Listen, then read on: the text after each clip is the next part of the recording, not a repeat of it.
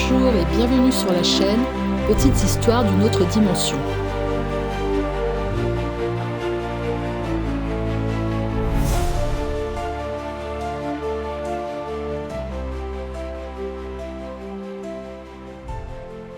Aujourd'hui, je vais vous raconter cette histoire, la dette d'une larme.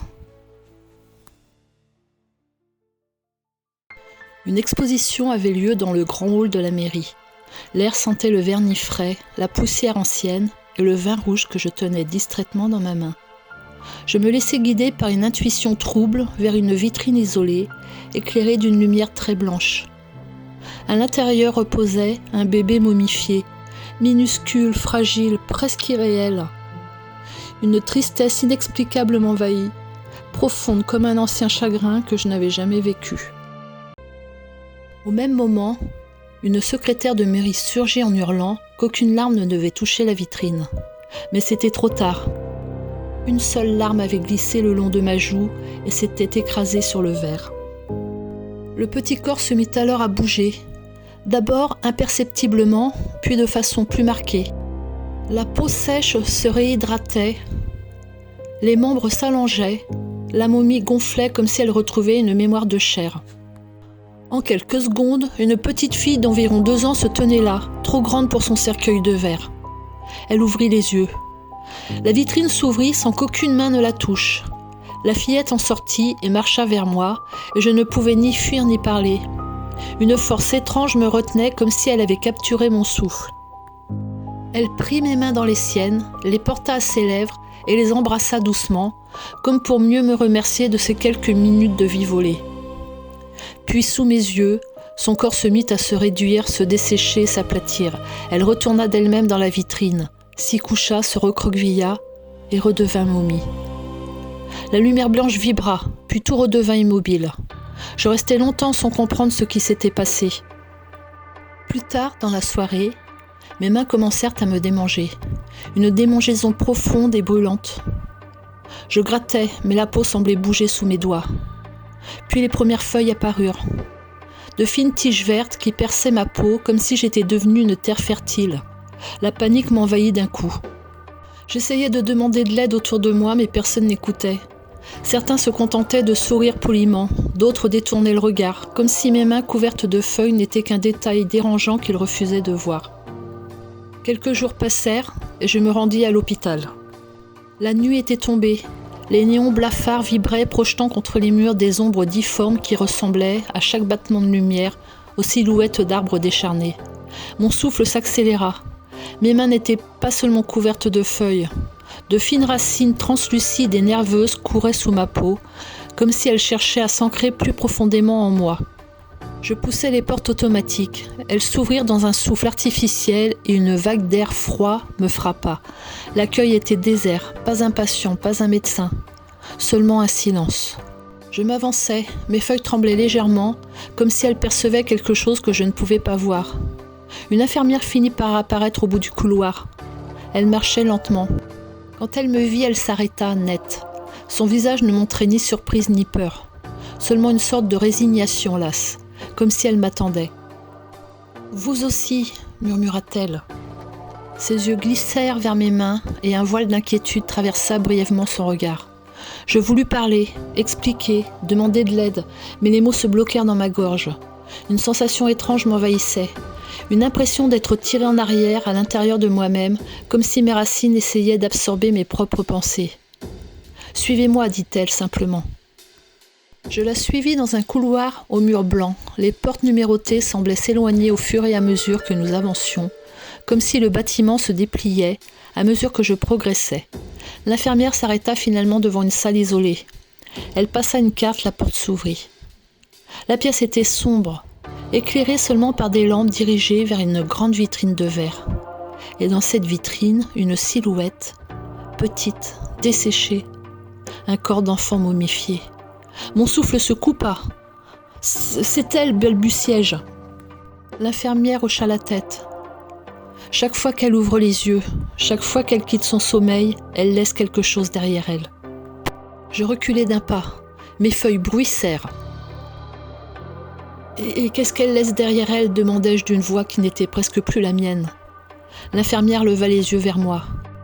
Dans son regard se reflétaient les lampes, la vitrine, et quelque chose d'autre, quelque chose de très ancien. « La vie qu'elle emprunte, dit-elle. » Puis elle ajouta presque en chuchotant. « Et c'est toujours à celui qui l'a réveillée de la porter. » Une vibration profonde parcourut mes bras. Mes feuilles se redressèrent, comme mues par un souffle venu de l'intérieur. La vitrine, lentement, se mit à se fissurer. Et dans l'obscurité, les paupières du petit corps se mirent à bouger. Un craquement sec retentit. La fissure de la vitrine se prolongea, lente et précise, comme si quelqu'un la traçait de l'intérieur avec un doigt minuscule. Je ne pouvais plus bouger. Mes mains, désormais envahies de feuilles et de tiges, semblaient retenir mon souffle à ma place. L'infirmière recula d'un pas, mais pas pour fuir, plutôt comme si elle se conformait à un rituel qu'elle connaissait déjà. Les paupières de l'enfant frémirent encore, puis elles s'ouvrirent. Les feuilles brillaient d'un éclat terne, comme un souvenir de vie ou une lumière qui ne se souvenait plus comment illuminer. Pourtant, malgré leur étrangeté, je sentis qu'ils me reconnaissaient, et pire encore qu'ils m'attendaient. La petite fille se redressa. Son corps n'était plus une momie, mais pas vraiment vivant non plus. Quelque chose d'intermédiaire, d'instable, un corps qui cherchait désespérément une forme à habiter. « Elle vous a choisi », murmura l'infirmière derrière moi. Elle fit un pas hors de la vitrine. Mes feuilles frémirent, mes racines sous la peau me brûlèrent. Elle me tirait vers elle, pas physiquement, plus profondément que cela. Elle puisait dans ce que j'étais, dans ce qui restait de ma propre humanité. « Pourquoi moi ?» murmurai-je. Ma voix sonnait comme étranglée. La petite fille pencha la tête, comme pour écouter une pensée que je n'avais pas encore eue, puis elle sourit. Elle tendit la main vers moi. Ses doigts étaient fins, presque translucides, mais ils vibraient d'une énergie qui me faisait vaciller. L'infirmière, à présent, blanche comme le mur derrière elle, m'adressa un regard de pitié, ou peut-être de soulagement. « Parce que vous avez pleuré pour elle, dit-elle. Une vie ne répond qu'à ceux qui la regrettent. » La petite fille toucha ma main. Le contact fut si froid que j'eus l'impression qu'on plongeait mes os dans de l'eau glacée. Les feuilles sur mes doigts se dressèrent, puis commencèrent à se faner. Avant de renaître plus larges, plus sombres, comme si elles respiraient enfin. Une chaleur étrange remonta dans mon bras, puis dans ma poitrine. Un envahissement. Une expansion, une germination. Je tombai à genoux. La petite fille s'agenouilla en face de moi, son front effleurant le mien, et dans un souffle que je ne sus pas s'il venait d'elle ou de moi, j'entendis « Laisse-moi vivre ». Et dans cet instant suspendu, je sentis que quelque chose de moi, quelque chose d'essentiel se détachait pour lui être offert. La petite fille me fixait immobile et pour la première fois, je crus deviner ce qu'elle était vraiment. Ce n'était pas un enfant, pas un simple être humain qui avait été emprisonné dans la mort ou la momie. Non, elle était une graine de vie oubliée, un fragment ancien, arraché à l'existence depuis des siècles, qui ne pouvait renaître que grâce à la mémoire et aux émotions des vivants. Chaque larme, chaque souffle de chagrin, chaque souvenir de tendresse versé vers elle avait été un rituel involontaire. Elle n'était pas simplement vivante ou morte, elle était un vestige d'âme suspendue entre les mondes. Et moi, par mon émoi sincère, j'avais permis à ce fragment de retrouver une forme tangible. « Je suis ce que les hommes ont oublié, dit-elle, enfin sa voix cristalline résonnant dans ma tête plus qu'elle ne sortait de sa bouche. Chaque être qui me pleure me rend un peu de corps, mais chaque vie qui me touche finit par m'appartenir. » Je sentis ces mots pénétrer mes os. Une vérité terrifiante s'installa en moi. La petite fille n'était pas seulement reconnaissante, elle avait besoin de moi. Et en même temps, elle renaissait, elle me transformait. Mes feuilles, mes racines qui jaillissaient de mes mains n'étaient pas une malédiction, elles étaient le signe que je devenais un conduit pour sa vie, un réceptacle vivant de sa force. Mes yeux s'écarquillèrent.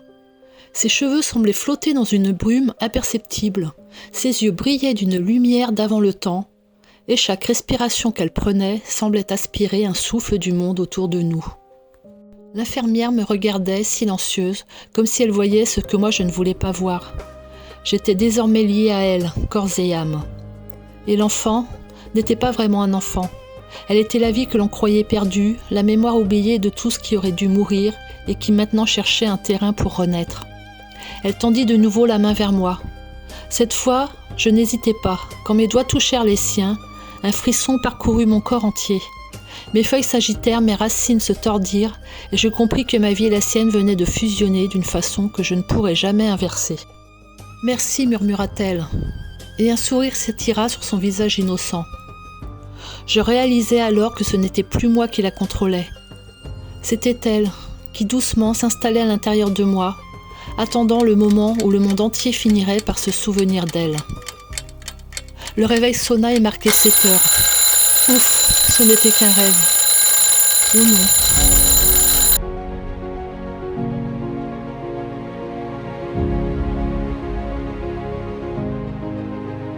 J'espère que cette histoire vous a plu. À bientôt.